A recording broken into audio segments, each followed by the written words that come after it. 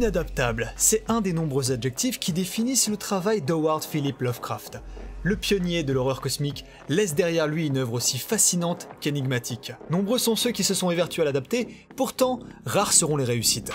Annulées ou tournées en dérision, ces adaptations ont du mal à rendre hommage à ce sous-genre si particulier de l'horreur. Et les films qui traitent le mieux de l'horreur cosmique sont très rarement les adaptations directes. Sans s'être directement inspiré du grand maître de l'horreur cosmique, Big John s'est aventuré sur les terres cyclopéennes de ce genre, donnant naissance à un des films les plus Lovecraftiens du 7e art. Ce désert de glace où règne la mort et où sommeille un secret des plus aliénants et répugnants de notre univers, comment ne pas faire de parallèle avec les montagnes hallucinées ?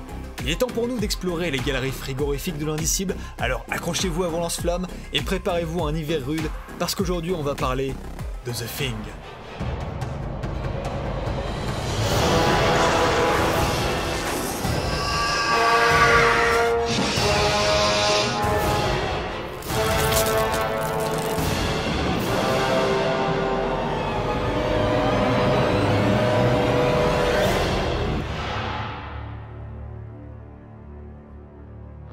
Sorti le 20 juin 1982 aux États-Unis et le 3 novembre dans nos salles, The Thing est écrit par Bill Lancaster, qui l'a adapté de la fameuse nouvelle de John W. Campbell, Who Goes There.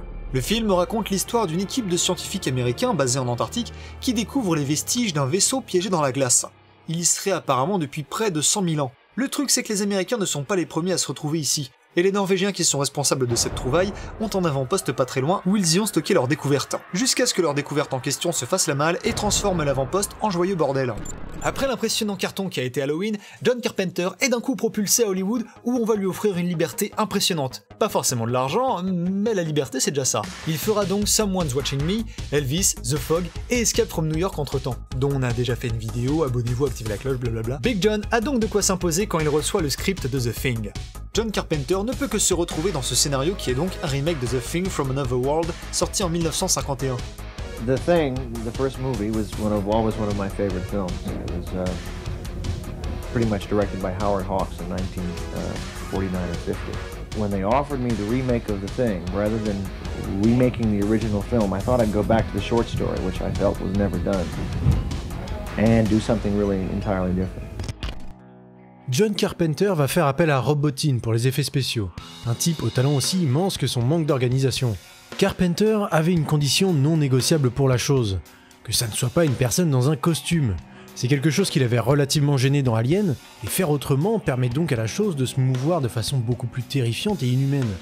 Mais c'est aussi ce qui a généré autant de travail sur les effets spéciaux, forcément. De cette manière, Carpenter s'éloigne drastiquement de la chose que l'on voit dans le film de 1951. Même si la créature est plutôt d'origine végétale, sa façon d'infecter ne transforme pas les gens en ça. Ce qui a été le plus compliqué à gérer, c'était les effets spéciaux. Rob Bottin bossait 7 jours sur 7. Il dormait au studio et a fini par être envoyé à l'hôpital à cause de ça. C'est aussi pour cette raison que Stan Winston a été appelé pour lui donner un coup de main. Lui et son équipe se sont occupés de la créature du chenil, et tout ça sans être crédité. Car d'après Stan Winston, c'est le film de Rob Bottin. Sympa le mec. Mais ce travail s'est payé puisque pour beaucoup, la chose est une créature qu'on n'avait jamais vue auparavant. Et comme l'explique Bottin lui-même, ça lui a fait réaliser que l'on pouvait tout faire dans un film. La limite n'était que leur imagination. Et celle des spectateurs. Sorti le même jour que Blade Runner, il partage la même baffe cosmique de la critique et du public que le film de Ridley Scott. Et pour cause, selon les producteurs d'Universal, E.T. Si The Thing n'a pas marché, c'est parce que quelques semaines auparavant, on a pu voir les extraterrestres sous un jour plus reluisant. Je ne pense pourtant pas que ce soit à cause des gentils extraterrestres qu'on se retrouve avec le Raddy Award de la pire bande-son quand on a Ennio Morricone à la barre. Je déconne pas. Si c'est pas de l'acharnement, on ne va pas faire une redite de notre vidéo sur Event Horizon. Mais il est évident que The Thing, de Carpenter, a connu un succès très tardif. La violence et le gore beaucoup trop présents, le fait que ce soit un remake et que les gens considéraient que ça n'avait aucun intérêt de faire un remake du premier, ce qu'on appelle souvent un procès d'intention.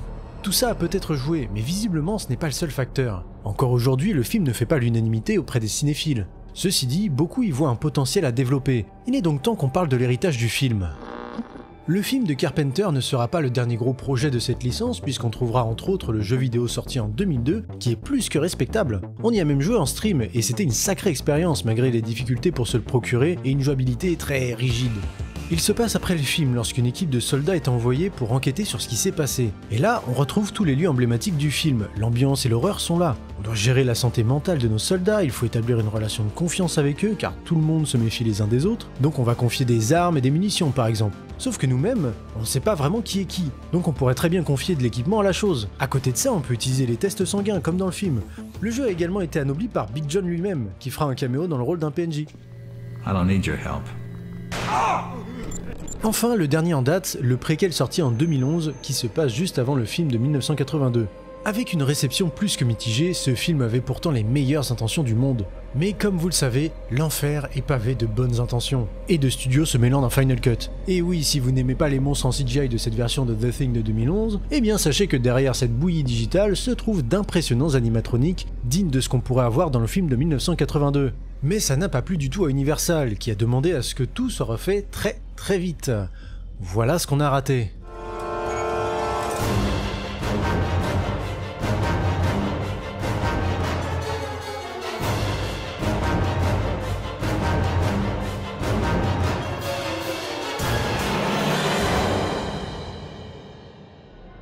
Il faut aussi admettre que la tension est très différente, que les comportements des protagonistes ne sont pas super rationnels, même malgré la situation. Mais on peut au moins reconnaître qu'il a un profond respect pour le film de Carpenter et qu'il tente tant bien que mal de relier les deux, notamment avec les créatures que l'on peut voir dans la séquence du camp norvégien dans le film de 1982. Comme je l'ai indiqué, à l'issue de nos recherches, Jedney et un chien ont été portés disparus. Lorsque nous avons fait l'horrible découverte dans l'abri, 2 hommes et 2 chiens étaient considérés comme manquants, mais la tente de dissection, restée quasiment intacte, dans laquelle nous sommes entrés après avoir fouillé les tombes monstrueuses, nous a dévoilé un nouveau mystère. Elle n'était pas telle que Lake l'avait laissée, car les parties des monstruosités primales qu'il avait étudiées avaient été retirées de sa table de travail improvisée. Nous avions déjà réalisé qu'une des 6 choses démentielles et imparfaites que nous avions trouvées si étrangement enterrées, celle présentant une odeur particulièrement hideuse, devait correspondre aux fragments disséqués de l'entité que Lake avait cherché à analyser. Sur la table du laboratoire, et tout autour d'elle, gisaient d'autres choses, et nous n'avons pas tardé à comprendre qu'il s'agissait des organes d'un homme et d'un chien. Vous le sentiez venir et pour ne rien vous cacher, ça faisait longtemps qu'on voulait vous parler du célèbre auteur du mythe de Cthulhu.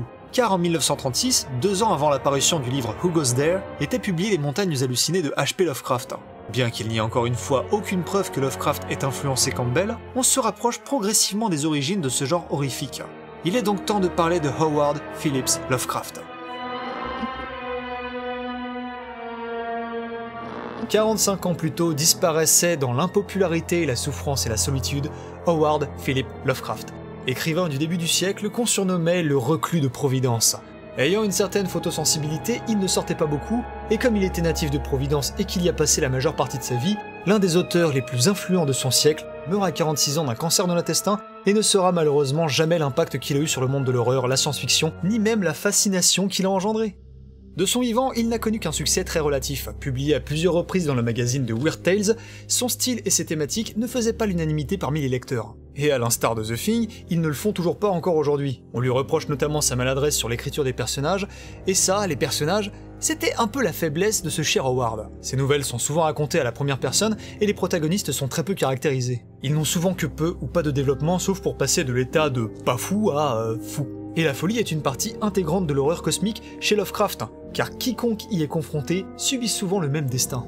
Ceci dit, l'auteur se rattrapera sur certaines nouvelles comme l'affaire Charles Dexter Ward, Dans l'abîme du temps ou l'abomination de Dunwich, où les personnages sont très importants et bien plus développés. On remarquera aussi qu'il se perd parfois dans un jargon scientifique qui certes donne de la crédibilité à ses histoires, mais rend la lecture parfois très laborieuse. Cela dit, c'est aussi ce qui rend les personnages des montagnes hallucinées si ancrés dans le récit. Il est géologue et pense comme un géologue, c'est un choix narratif qui fait sens. Pour ceux qui voudraient se risquer à un voyage aussi angoissant que vertigineux, sachez que Lovecraft a tendance à se confondre entre descriptions tantôt vagues, tantôt incroyablement précises, accompagnées de mesures en tout genre. Certes, ce n'est pas à mettre entre toutes les mains, mais si l'horreur ou la science-fiction vous parle, c'est un incontournable qui permettra de mettre en lumière les inspirations de nombreuses œuvres que vous appréciez probablement déjà.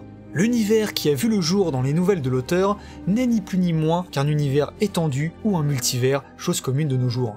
Toutes ces nouvelles semblent se passer dans le même monde, avec un bestiaire et une mythologie aussi vaste que cryptique.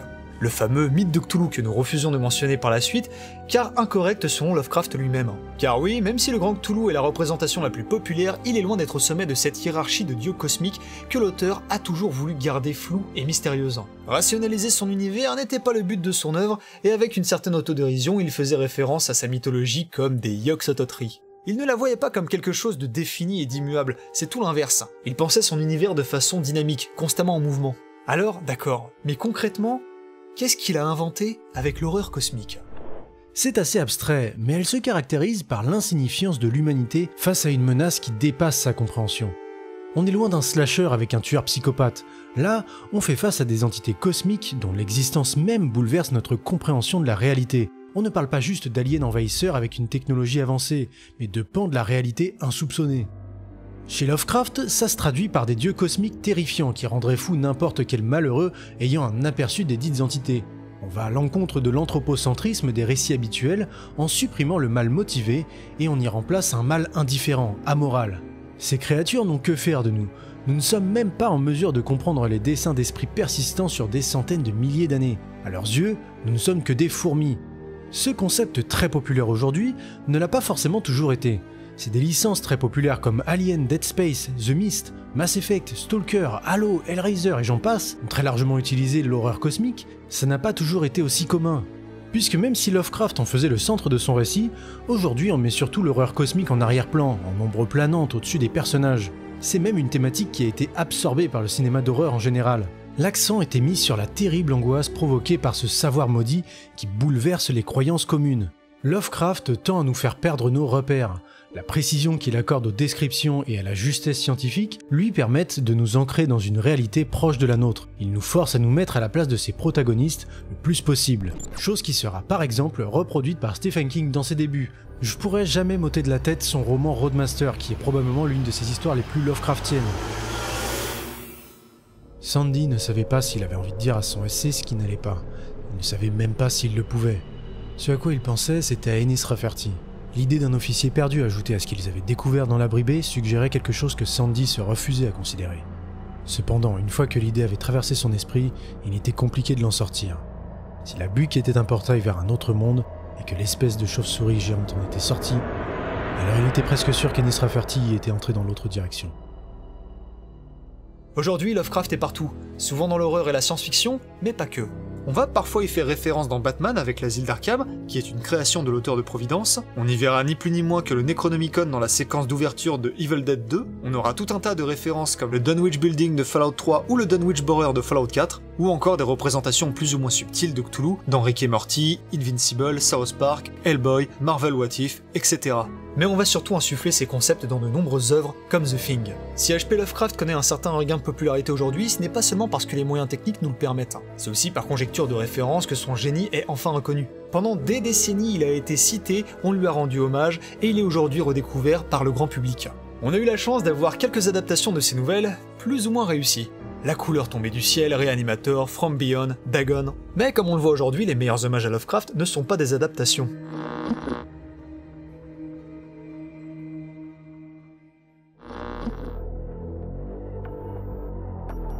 Yog-Sothoth, le tout en un et un en tout, demeure dans les interstices séparant les plans de l'existence composant notre univers, où il apparaît comme un conglomérat de globes iridescents toujours fluctuants, s'interpénétrant et se brisant. Voilà le genre de description auquel on peut s'attendre avec Lovecraft. Parfait pour la littérature, un cauchemar pour un cinéaste. C'est une des raisons pour lesquelles, pour travailler sur une adaptation, on ne se contente pas de prendre le livre et de l'utiliser comme un scénario. Écrire un scénario de film n'a rien à voir avec l'écriture d'un livre. Le scénario est un outil de travail qui n'est pas destiné à être lu par le grand public, à l'inverse du livre. C'est peut-être pour ça que les scénaristes sont aussi souvent invisibilisés. N'importe qui peut écrire un scénario. C'est une des phrases que l'on entend bien trop souvent dans un milieu qui devrait se souvenir que sans scénario, il n'y a pas de film. Mais je digresse. Là où je veux en venir, c'est qu'on écrit un scénario pour que toute l'équipe puisse visualiser exactement la même chose, sans ambiguïté. On n'écrit pas dans un scénario « il est en colère », parce que ce n'est pas visuel. À l'image, il faut que l'on voit par quoi ça se traduit.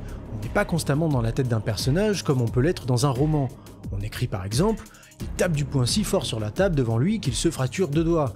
Là, en tant que spectateur, c'est assez clair pour nous, il est fâché. En fait, c'est l'important dans le scénario, c'est de rendre les choses audiovisuelles, tandis que le roman ne dépend pas de ça.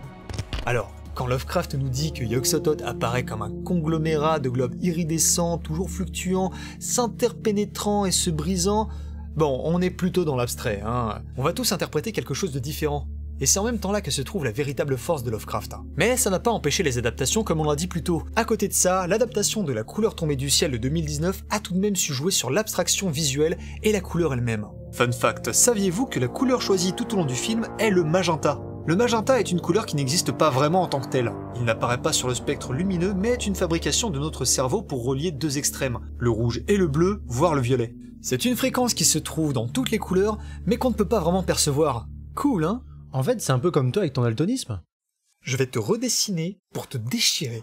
L'abstraction peut vite devenir un dédale visuel qui risque de larguer une partie du public. Certains diront que ça vaut le coup pour avoir une œuvre et une adaptation qui ne trahit pas son origine. On parle de cinéma du ressenti et non de l'analyse. Mais évidemment, les studios ne le voient pas de cet œil-là. Et c'est aussi pour cela qu'on ne voit pas beaucoup d'adaptations à gros budget. Reanimator et From Beyond, tous deux de Stewart Gordon, sont bien des adaptations, mais sans budget et avec un rendu terriblement nanardesque.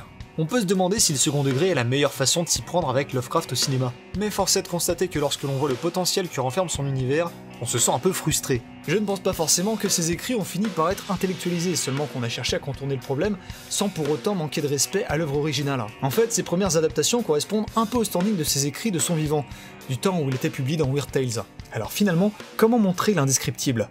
Que nous montre The Thing ? Une créature terrifiante capable de prendre la forme de ses victimes et d'en faire des monstres difformes extrêmement agressifs mus par la faim. Mais avant de prendre la forme de ses victimes, à quoi ressemblait la chose ? Dans le livre d'origine Who Goes There, la chose est définie comme une créature à 3 yeux. Cette apparence sera reprise pour le pilote dans le remake de 2011 pour représenter les créatures aliens qui ont été attaquées par la chose avant de s'écraser en Antarctique. Ce qui, selon moi, témoigne d'un profond respect pour le film de Carpenter, en ne laissant vraiment aucune piste possible sur la véritable forme de la chose. Ce n'est qu'une fois très près des créatures que nous avons pu discerner la source de cette puanteur. Les victimes des terrifiants Shoggoths, décapités par Succion au cours de la guerre de reconquête. C'étaient des sculptures infâmes et cauchemardesques, même si elles relataient les événements passés depuis longtemps. Car les Shoggoths et leurs actions ne devraient jamais être aperçus par des yeux humains, ni représentés par qui que ce soit. Des protoplasmes amorphes capables d'imiter et de reproduire toute forme, organisme ou processus, des agglutinations visqueuses de cellules bouillonnantes, des sphéroïdes élastiques de 5 mètres, d'une plasticité et d'une ductilité infinie, des êtres de plus en plus difficiles à maîtriser, de plus en plus intelligents, de plus en plus amphibies, de plus en plus métamorphes. Et c'est ce mystère qui apporte le parfait équilibre entre l'horreur tangible de l'image et le vertige cosmique de l'imaginaire de The Thing. John Carpenter, sans être un serial adapteur, a capté l'essence de ce qui faisait l'horreur cosmique avec The Thing, et il va s'en resservir tout au long de sa trilogie de l'Apocalypse, avec Le Prince des Ténèbres et L'Antre de la Folie. Je vous invite à regarder l'excellente vidéo de Zoanima si vous voulez approfondir le sujet d'ailleurs. Le sens de la cinématographie de Carpenter lui permet de savoir quoi montrer, et surtout, quoi ne pas montrer, et c'est là tout l'art de l'image horrifique. On n'a trouvé aucune mention de Lovecraft dans les interviews concernant The Thing. Il lui rendra forcément hommage avec L'Antre de la Folie, mais c'est intéressant de voir que même inconsciemment, The Thing est un pur produit Lovecraftien, et il est très loin d'être le seul à avoir saisi toute la sève qui fait les qualités de l'auteur. Près d'un siècle plus tard, Lovecraft continue d'influencer le monde de l'horreur et a peut-être permis à des visionnaires comme John Carpenter de tirer le meilleur de son travail.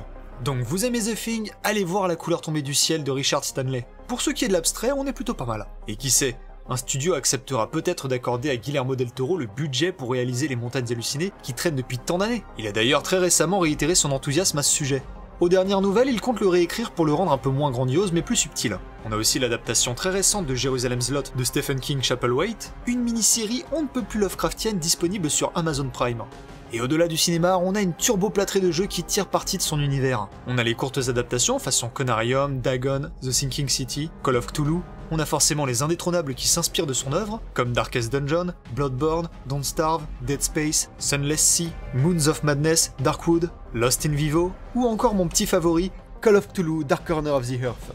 Selon moi, ce jeu a parfaitement compris comment adapter les romans de Lovecraft en s'intéressant à tout ce qui fascinait l'auteur. Archéologie, expérience occulte, fascination pour l'ancien, le tout au sein d'un gameplay riche en action, en énigmes et surtout en horreur. Ce qui est top maintenant, c'est qu'on peut même trouver un tag Lovecraftien sur Steam, alors faites-vous plaisir. Après, pour ceux qui recherchent l'expérience Lovecraftienne ultime, on peut vous conseiller Amnesia The Dark Descent, qui est un pur produit inspiré de l'atmosphère de l'écrivain de Providence. H.P. Lovecraft a ouvert les portes d'un imaginaire qui a inspiré de nombreux artistes comme John Carpenter, Clive Barker, Stephen King et d'autres. Aujourd'hui, son héritage fait partie de la culture horrifique, voire populaire, au même titre qu'Edgar Allan Poe, dont il s'inspirait fortement, ou Metallica qui lui rend hommage continuellement. On pourrait citer des centaines et des centaines d'artistes qui faisaient de même, mais je pense que ce qui rend Lovecraft si spécial, c'est son omniprésence dans les médias, qu'on le connaisse ou non. Tel Cthulhu qui appelle ses disciples, Lovecraft hante les œuvres et leur insuffle une folie que nul autre ne pourrait matérialiser dans nos esprits. Merci à tous d'avoir suivi cette transmission, on espère qu'elle vous a plu. Encore une fois, merci aux tipeurs qui permettent à cette chaîne de survivre et à tous ceux qui pensent à commenter et à s'abonner à la chaîne. Vous contribuez fortement au soutien d'Exitium. Sur ce, remettez du carburant dans vos lance-flammes car il est possible que la chose traîne encore dehors. On vous dit à très bientôt pour une prochaine transmission sur YouTube ou sur Twitch. Salutations chers survivants. Salut! Fin de transmission.